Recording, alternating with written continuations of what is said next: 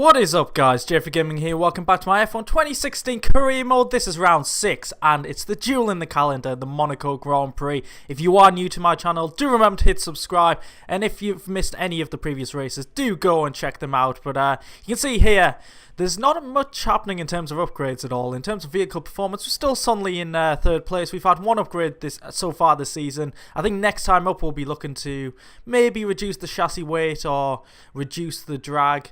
We're getting close to having enough resource points for that. But in terms of results this season, it's been okay. We could do with a vast improvement here in Monte Carlo. We've had one podium, a few points finishes, and then the disaster in Sochi. So we need to improve our performance. In terms of Monaco, we did win in Season 2. We've had a P7, and I think we didn't finish in Season 1. So again, it's another mixed bag. I keep talking about this bag and all the mixing up, but we'll get to qualifying now. And Q1, it was absolutely chucking it down. Very tricky conditions indeed, especially when you haven't done any practice in the wet around Monte Carlo. Of course, I did do a bit of practice in the dry because it's needed, especially around here. But this lap was okay. The first sector, I think I made a couple of mistakes, especially into turn 1. But it was a bit of a banker lap. I wasn't putting the car on the edge, just hoping to get through really. And I am decent in the wet conditions, so I don't think I'd really need to push the car that much. We're a 10th off P1 and P4, so I took the gamble and ended the session. And yeah, a couple of cars did laps on intermediate tyres, so a bit of a risk there, I've got to say. But where did we end up overall? And it's P13, so we solidly made it through as we look who's been knocked out, the usual suspects. But I was thinking, hey, there's only one Sauber there. Where's the other Sauber, Felipe Nasr? And he actually, it was P7 on the intermediate tyres, so a decent job there.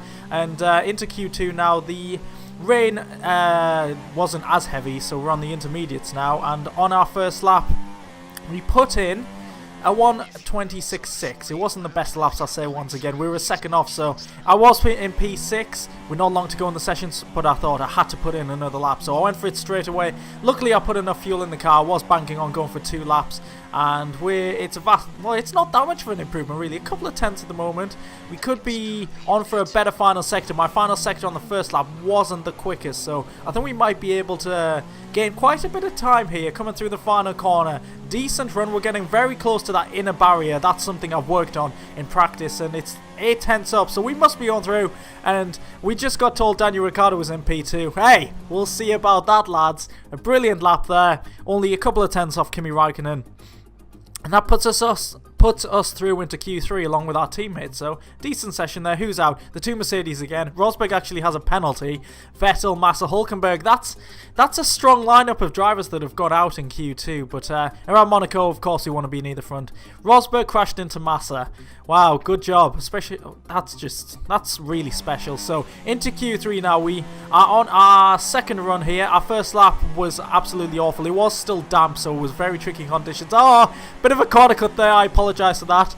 But yeah, it doesn't really help us too much because this is a very scrappy final sector. We weren't far off after 2 sectors, but we've absolutely cocked that up there. I knew we've thrown away maybe a top 5 qualifying position there.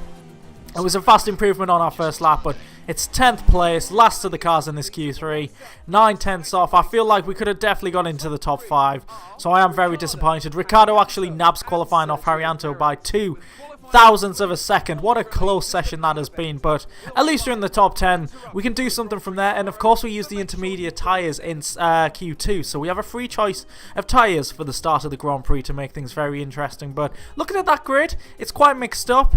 A number of different teams at the front. Red Bull, Manor, Force India and Toros are making up the first few positions, so we're going to have to make up a few positions quickly and hopefully do well.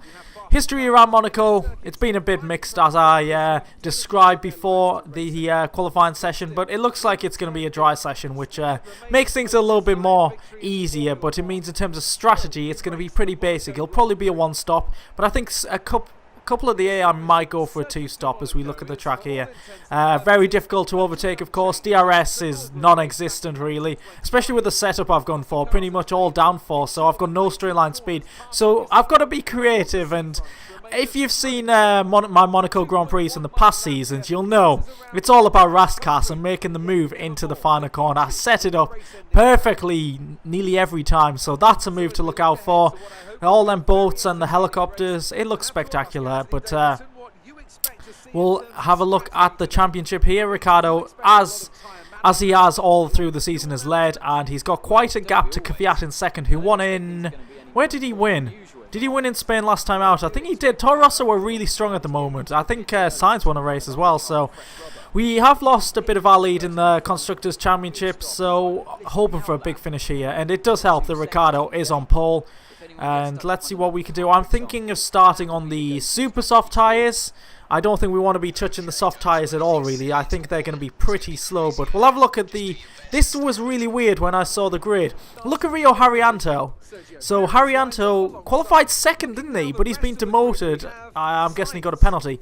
But look at him, he's 22nd. I mean, the game must be so used to Haryanto being 22nd that, yeah, he's kind of glitched on that screen there. So, very basic strategy, as I said. It's obviously a one-stop. Two-stop just seems stupid around here. All about track position, so we're not going to get the undercut started on the Supersofts, but we'll see what we can do. So, building up to the Monaco Grand Prix. How are we going to do? 5 lights and away we go. We've got a yellow flag straight away. Haryanto is still 22nd. He's very slow as well. I don't know what's going on with him. We try and go around the outside of Magnussen into turn 1. Can we make around him a bit of contact? But I think he's got the better traction here. I saw behind, or on the mini-map, someone's gone off. There's something up with Haryanto. I think he's totally glitched out of this race. So he... Well, I don't know what to say, and I just bored as well, so there's a bit of Kimmy in me, but it's been quite a quiet start really, apart from the Haryanto incident, and we're not going to make up too many positions. We'll see the start again. Just watch Haryanto on the left. You can see the manor there, about 4 cars back. He gets an awful start, very slow. Everyone gets past him. I don't know why yellow flag's out. And let's see, you'll see me dive around the outside of the Renault, and he just goes off. Actually, he gets pushed off by the Mercedes, so that's why there's quite a gap behind us. The Mercedes pushes Haryanto out, but Haryanto was going very slow. But I think he actually got disqualified from what I remember. I don't know why. This is the start from Magnussen. You'll see, yeah, that manner really hampers his start there, which gives us the shot into turn 1. It was going to be a difficult move, especially on the super softs as well. Not as much grip.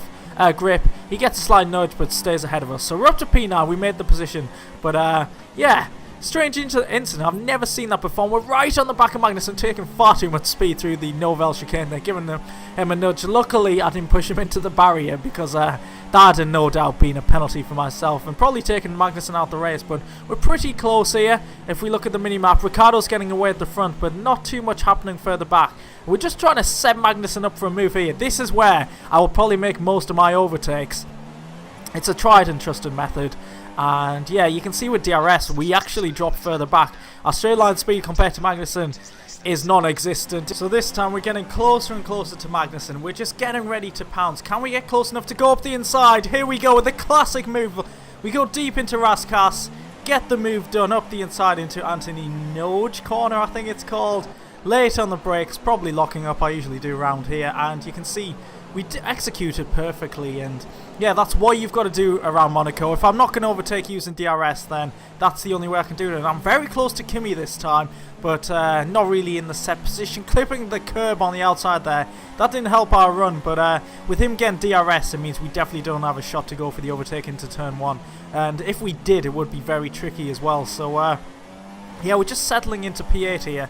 Behind us, Magnussen on the Ultra Softs. That means he's just wasting them tyres. And if you look at the mini-map, there's a big group of cars just taking Raskas now. That is because Felipe Nasser even in the Sauber is up to P14. He's having a fantastic race as he did qualify quite high up, and he's holding up a lot of cars. Just shows how slow the Sauber is. And the key thing for us is when we pit, we want to be coming out ahead of them, because Palmer actually did pit very early on and he came out behind that group, so his race is wrecked. And now we have another Sauber. The Saubers are just so slow compared to everyone else. I'd hate to be driving one of them, but Ericsson has nicely held up the cars ahead of us, so we're getting closer and closer. We've got to go for the dive bomb into the Novel chicane, get this done as soon as possible. Now we're right on the back of Raikkonen. But Ericsson did hold up the 2 cars ahead of us, so Ricciardo has just got a huge lead now. But we're very close to Raikkonen. If we can get a decent run through the chicane.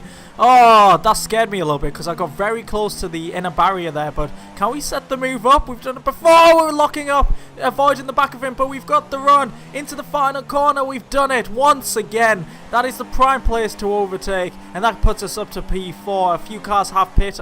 And now we'll get a replay of that brilliant move. Second time doing it in this race. A bit lucky on the brakes there. I wasn't actually going for the overtake at first, but I broke so late.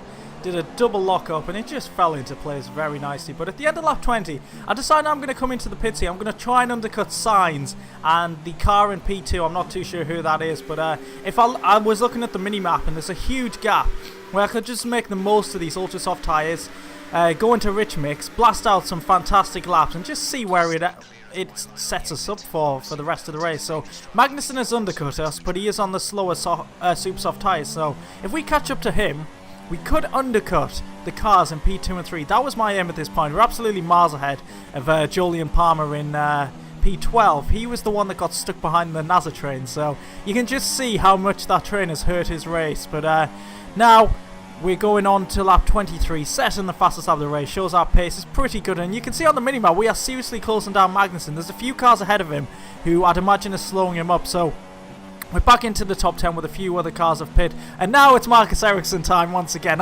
He's doing a great job. We go for the overtake on Magnussen. We didn't mean to. And there's a bit of a train there. Verline just came to a standstill. Ericsson needs to get out the way. These two are side by side ahead. We've got DRS. Can we make it 3 wide? No, we don't have the straight line speed. So these two are going to go side by side into turn 1. What's going to happen? There's a bit of contact with the barrier. They've both gone wide, and we've gone for the overtake. What a brilliant switch back there. I did cut the corner slightly, but I had to do it to get through. Otherwise, I was going straight into the back of Verline. What a move that was. There was cars in the pits as well. So I think I'm up to P3 now. Marcus Ericsson, you are an absolute godsend. Thank you so much. On board with Magnussen. And he hits that, I call it the Massa barrier, because Massa hit that so hard 2 years in a row. The same incident. But on board with Verline, he just squeezes Magnussen. Wow, that's far too close. And then you just see the Red Bull fly up the inside, being very opportunistic there. Now we just need to get Ericsson out the way. What is he doing taking the inside line there? Get out, please. Just go away. I can't be dealing with your antics. And yeah, we were offline there. So once again, getting very close to that barrier that Rosberg hit in, I think, 2008. It was, yeah, what an impact that was, if you remember back. But yeah, this has worked out very well. We're up to P3. Marcus Ericsson, you absolute hero. We look behind. He has held up absolutely everyone. Look at that train of cars. And this is actually what happened a few seconds later. This is Lewis Hamilton. He goes for the overtake on the Force India, tries to make it 3 wide. Contact in the Ferrari. He's broken his front right suspension. Hamilton is out of this race. I think this is Raikkonen, and he just had nowhere to go. It's not a great move from Hamilton. You can't go 3 wide up here, but Ericsson once again getting in the way. What a hero. This is a great angle, by the way. You can just see the broken suspension, and it's game over. And you know what that means around Monaco? Yes, the safety car is out. That is going to make things very interesting. And that puts us in a very good position. So, Ricciardo's lost his lead at the front. It was such a big lead. Kvyat in second is actually going to pit, which is going to put us up to P2. So it's a battle of the Red Bull drivers on the restart, and I knew this would be my only opportunity because my tyres are quite a bit older than Daniel's. So we're going for the switchback. Get it ready for the restart. Can we get him into the final corner? It's green. And are we going to go for it? Yes, we are, side by side. He's squeezing us into the wall. Oh, no, we can't get the move, but we've got a man to go for the move. Verline, we're going to dive it up the inside into turn 1. Late on the brakes, we locked up, and we pushed our teammate into the wall. We've taken the lead, but not with a clean move at all. Daniel is going to be tearing his hair out, and I had to go for it. I just really wanted the win so bad. I need the win. And it doesn't look good, does it? And he's got damage as well. Hopefully he doesn't have to come into the pits. This is on board with Daniel. So you see in the mirror, one mirror is me. The other mirror is the man. He just clips the barrier. That would have been game over in real life. So Christian Horner would not have been happy with me. This is a great run for Verline, but he's got nowhere to go for the overtake. I'm out of control there. But I will say I got the move done. But a bit of angry team radio coming up from Daniel. What a bloke. Wow. Yeah, a bit harsh, but hey, you've got to do what you've got to do to win the race. And Ricciardo's actually pit, so I've totally ruined this race. He's going to be at the back of the pack, so that's, yeah. Looks like we're not going to get a 1-2, and I might get a hiding when I get back to the garage, but lap 37 here. I was feeling pretty confident. We had a bit of a gap myself, Furline and Sainz back to P4, but I was getting put under pressure with only a few laps to go. A bit of a lock up there into the chicane. That's only our second warning of the race, so we've been very good in terms of corner cutting, but the pressure is still there, just in case Verline goes to the overtake, and our tyres are going off as well. Remember, we did pit quite a few laps before the other cars around us, but we're coming round the final sector now on the final lap. We're just keeping the car out the barrier. A bit of a lock-up, but we're keeping it cool. Rounding the final corner. Can we win our second Monaco Grand Prix in this career? We look behind us at Furline, and yes, we're coming out to win the Monaco Grand Prix. Our first win for the Red Bull team. What a fantastic feeling that is. I don't know if Red Bull feel the same way because of what happened to Daniel Ricciardo. We probably had a 1-2 in the bag as well. So I hope they don't hate me too much, but I am getting the winning trophy. I don't know how many wins I've got in my career now, but I'm going to celebrate that like it's my first with this Red Bull team. Brilliant feeling. We beat Furline, we beat Sainz, we're the three guys on the podium. And it's just good to see different cars. And that was a great race. It seemed a bit slow at first, but as we got into it with the safety car and all the different moves, especially a RAS car, it was just very entertaining. Hope you guys did enjoy that, and do leave a like if you did. But here we go with the celebrations on the track, making the most of this moment because it's by far our best moment of the season. Taking in the champagne, taking in the atmosphere, taking home the 25 points. So we'll see the results. Here, we know who got onto the podium. Perez did a great job in holding up the rest of the field in P4 for us. We look further down. Magnussen gets a few points, the champion from last season. Desperately needs them. Palmer got into the top 10. Daniel Ricciardo finished P16. I'm so sorry. I obviously didn't mean to do that. Well, I went for the move, of course, but I didn't expect to lock up. It was either both of us going into the barrier or just him, but I had to go for it. We'll see Haryanto got disqualified there. Great race. So we've jumped up to P4. We're only 30 points behind our teammate, and I did say a couple of good results, and we will jump up these standings. It's just so close at the moment. It's absolutely brilliant. So enjoyable. Kvyat in second, Perez, then myself. So not the usual household names at the top of the standings, and I love that so much. Like the Ferraris are 6th and 7th, champion Magnussen 8th, Rosberg, Hamilton's down in 12th. So yeah, that has been a very profitable race for us. We look further down. Jolyon Palmer has 8 points in a Renault. Usually that wouldn't surprise anyone, but in this career it's just surprising me no end. But into the constructors, I think Toro Rosso closed the gap down once again, but we still have a 22-point lead, so it's been a good season for us so far. And Renault Mana jumping up as well. So if you have enjoyed this Monaco Grand Prix, please do leave a like, subscribe if you haven't already to my channel. Thanks for watching, guys, and I'll catch you next time out. Goodbye.